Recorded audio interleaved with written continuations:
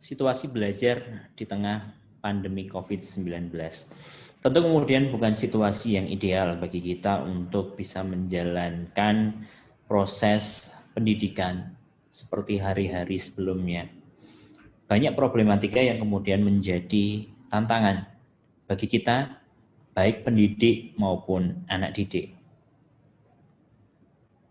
Situasi pandemi yang belum juga beranjak datar, masih terus naik saja, mengharuskan kita masih membersamai anak didik kita dengan jarak yang memisahkan antara kita dengan anak didik kita.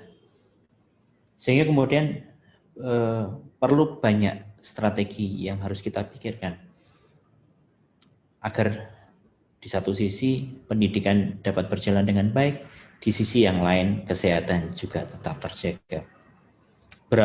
Beberapa daerah situasinya tidak sama dengan daerah-daerah yang hari ini kita tempati. Sehingga sebagian dari anak-anak kita masih harus mengikuti pembelajaran dengan usaha yang lebih gigih daripada yang kita lakukan. Video berikut memberikan gambaran kepada kita.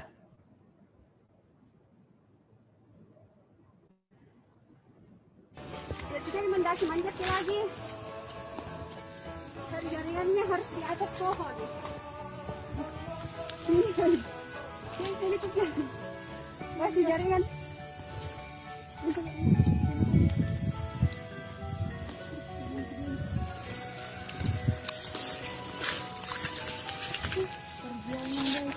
Perjuangannya mahasiswa gula online. 2 kali manjat.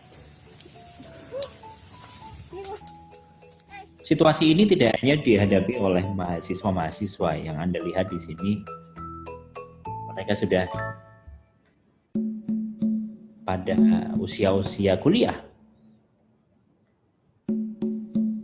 Di video yang berikutnya ini kita melihat anak-anak harus naik bukit.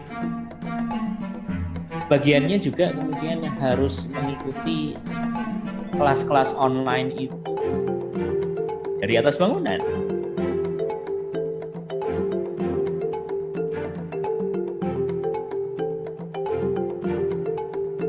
Tentu kemudian kita mengapresiasi bagaimana kemudian anak-anak ini tetap ingin berpendidikan dan jalan yang baik.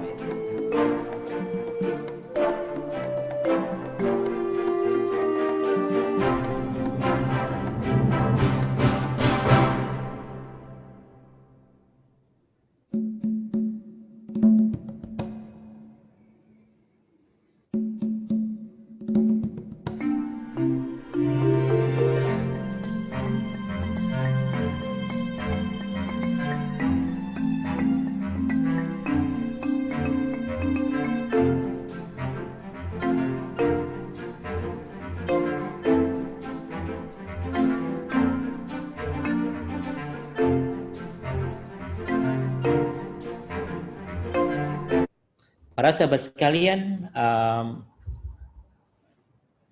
melihat situasi yang seperti itu kemudian penting bagi kita untuk kemudian berpikir apa dukungan yang kemudian kita dapat berikan, baik peran kita sebagai edukator maupun peran kita sebagai bagian dari warga masyarakat. Tentu kemudian ada hal-hal yang kita bisa lakukan, yang insya Allah kita akan memiliki sebuah sesi diskusi bersama seorang inisiator yang alhamdulillah kalau beliau bercerita inginnya senyap gitu ya, tetapi kemudian menarik bagi kita untuk belajar banyak dari beliau. Yang insya Allah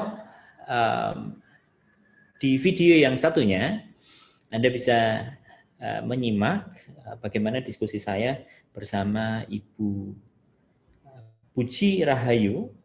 Beliau adalah dosen di Universitas Islam Indonesia yang karena lekatnya beliau dengan teknologi, master beliau juga di Learning Science and Technology di Australia. Kemudian menggerakkan beliau menggerakkan beliau untuk kemudian berkontribusi masuk ke dalam masyarakat, memasang koneksi internet di setidaknya ada 7 lokasi. Kita akan belajar dari sana, kita akan melihat bagaimana kegigihan beliau, kita melihat bagaimana beliau bisa menginspirasi kita di dalam kemudian memberikan solusi agar edukasi dapat berjalan tetap dengan kualitas yang prima meski kemudian kita masih berada di tengah COVID. Simak terus kuliah teknologi seri ICT 4D. Sukses untuk kita semua dan semoga Allah Subhanahu wa taala segera memberikan kebaikan bagi kita, memberikan kesembuhan bagi saudara-saudara kita yang sakit, memberikan kesempatan kita untuk terbebas dari pandemi ini sehingga tidak hanya education system yang membaik, tetapi kemudian kehidupan kita semuanya juga lebih baik, lebih berkah. Assalamualaikum warahmatullahi wabarakatuh.